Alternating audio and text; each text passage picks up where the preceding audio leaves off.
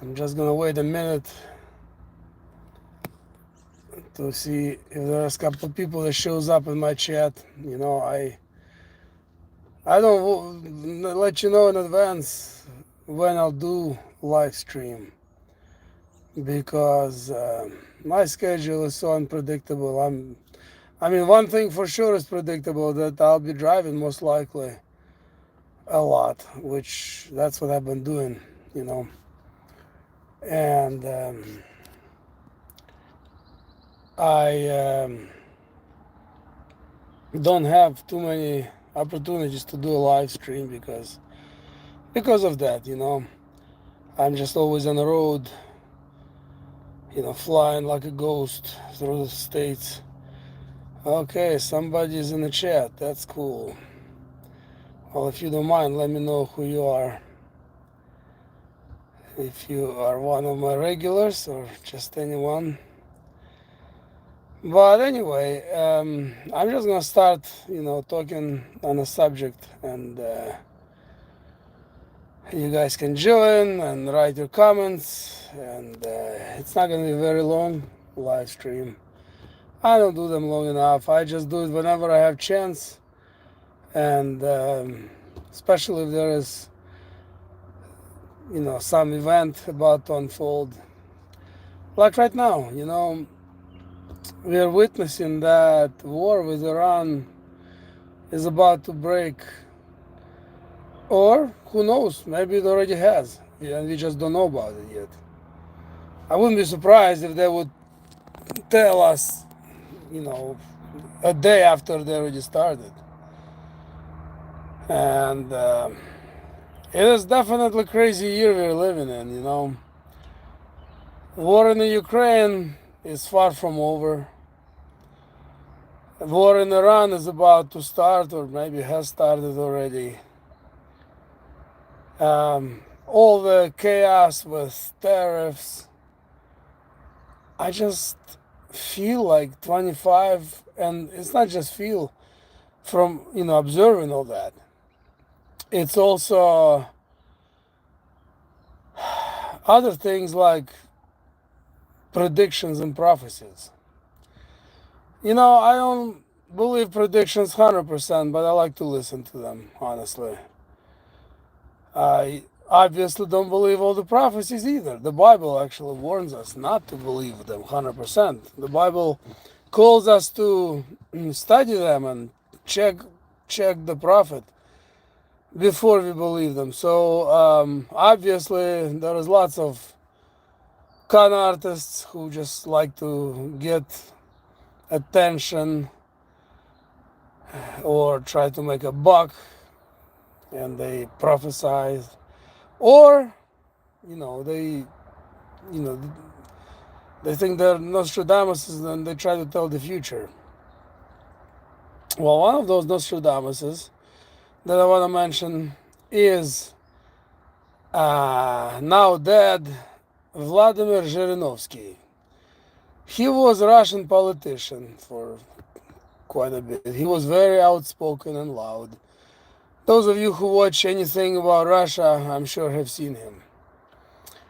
And what's funny, you know, he doesn't claim to be a prophet by any means.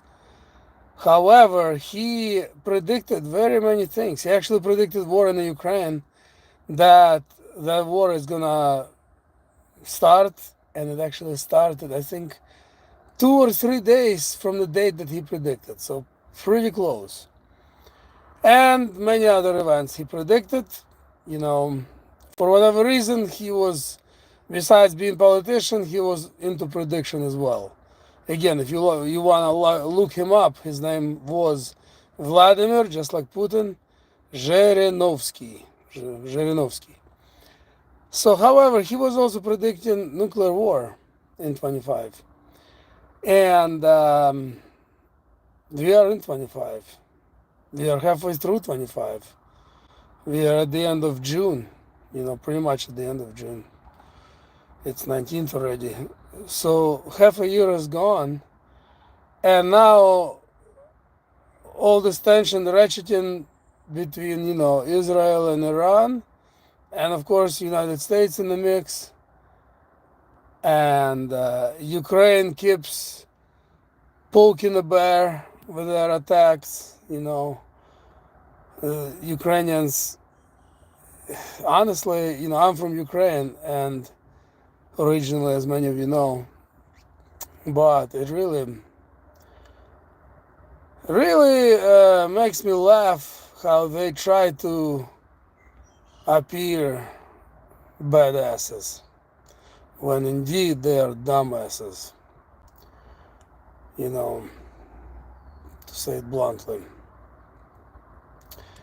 Because what they're doing, they're not gonna win the war. They'll never win the war. Even though the United States, been helping them through the entire war, still helping. Supposedly war was supposed to finish in one day. Well, it's been 6 months now. Well, 5 months, and the war is still raging on, and far from over. But anyway, I think Ukraine as a country is doomed. Honestly, I don't think there will be much left at the end. And Russia will never give back territories that they already acquired. And they will probably acquire more. They've been bombing the heck out of my city where I'm from. I'm from Kharkov, Ukraine, which is on the eastern side, really close to Russian border. So I'm pretty sure Kharkov eventually is going to be, under Russian control. And Odessa, why wouldn't they want Odessa? It's a port on the Black Sea. Pretty sure Odessa is on the list also. We'll see what happens, obviously. And they keep striking now deep with long-range missiles deep into Russian territory, destroying aircraft and, doing backflips. But in my opinion, all they're doing is just poking the bear in the eyes. How much longer is that bear is going to wait before it just strikes back? I think not much longer, It's been already, in my opinion, long enough. And I don't wish Russia to bomb Ukraine with nuclear bombs. However, I think it's going to happen. And I want to remind you all of Azov Mana prophecy. If you are curious about it, I talked about this prophecy several times, in the last few years on my channel. I shared it with NY Prepper also. He talked about it quite a bit. Shout out to NY Prepper. Yeah, he's my good friend. I actually just got to see him a couple of days ago, briefly. I was just passing through his area. And he happened to be home, so it was great. It was nice to meet him. And anyway, according to Azov Mana prophecy, which came out, I believe, in 2009, look it up. AZOV-MENA. Azov Mana. The prophecy came through American pastor Philip Barnett, who used to have church in the Ukraine at that time. So you can look it up if you inclined to do so. And according to the prophecy, 10 of the largest cities in Ukraine are gonna be nuked.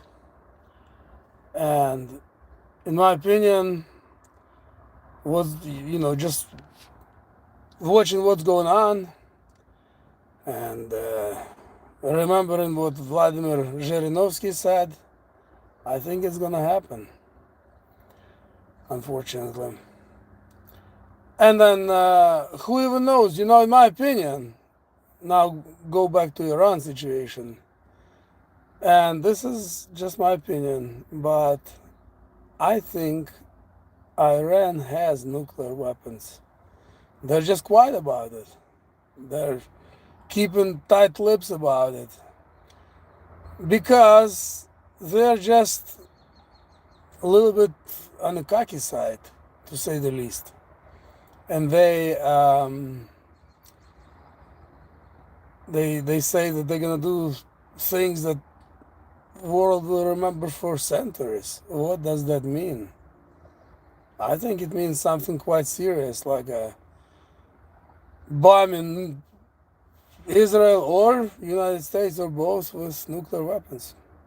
And again, I also hope not. I live here in the United States. I have my children. Last thing I want is nuclear war. However, we need to at least do minimum preparation and have a plan. I don't want to, dwell on that too long, too much, because everybody and their uncle on YouTube talked about preparedness for nuclear war. Well, actually, about nuclear war, not so much. General preparedness, yes, but nuclear war, I talk about it from time to time. NY Prepper actually has series of how to survive nuclear war, and I recommend you all watching it. It's very interesting and very informative, very interesting. So you'll benefit from it if you watch it. I highly recommend it. But yeah, but nuclear war survival, actually, there's not many people talking about it. So anyway, I think we should get somewhat ready. Obviously, whether it's Iran or Russia or whoever, if anyone ever bombs the United States, obviously they're not gonna bomb every city and every area. Of course, radiation is gonna spread, so you still need to have basic plan. What are you gonna do? Where are you gonna go? Do you have a bunker you could hide at? Some provision. You gotta have some plan in case you don't go out in a blast. You gotta have plan. What are you gonna do? Because radiation is most dangerous in the first 2-3 days, and then in the first couple of weeks. After that, it starts to subside. It breaks down. It's not so bad after that. I mean, after about a month, supposedly it's safe to come out. So you have to survive minimum 2 weeks somewhere, and then come out and see what you're gonna do next. Anyway, as I always say, above all, prepare your souls. Nuclear war or not, no one knows when it's gonna be your end. Old people go, young people go. It doesn't matter. We need to be ready.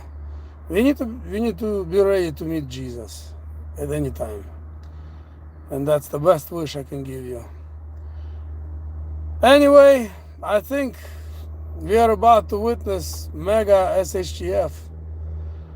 Russia is claiming that they are gearing up their production capacity of drones. I don't know if it's exaggerated, sounds a lot, but they say they're getting ready to produce 500 drones a day. They used to make 300 a month. So it wouldn't surprise me if that was true. But even if they produce half of it a day and send it all to Ukraine, that's a lot. Even if they produce just 10% a day, that's 50, per day, and send it to Ukraine. It's still a lot. And if they drop nuclear bombs on Ukraine, it's over. And then, of course, who knows what's going to happen, how it's going to unfold in Middle East, between Iran and the United States and Israel. Obviously, something as big is going to go down, because all those air fuel refiller airplanes, all the carriers, they wouldn't drag all the equipment for nothing. So we'll see what happens, but all I can say is be ready and stay frosty. Take care. God bless. Thanks for watching me. Lately I've been making a lot of shorts because I'm just working really hard and driving this truck, and sometimes I don't have time to do a long video. I decided to do this live and just lay out everything I have in my heart about what's going on. But It's because, I dropped the load. I'm in Wisconsin right now, sort of near Milwaukee. And I didn't get new load. Hopefully I'll get one tomorrow. And so I'm just hanging out here. It's nice and quiet here. The air is fresh. Birds are singing. It's pretty nice. All right, take care, everybody. Thanks for being here with me. God bless. And we'll see you next time in the next upload.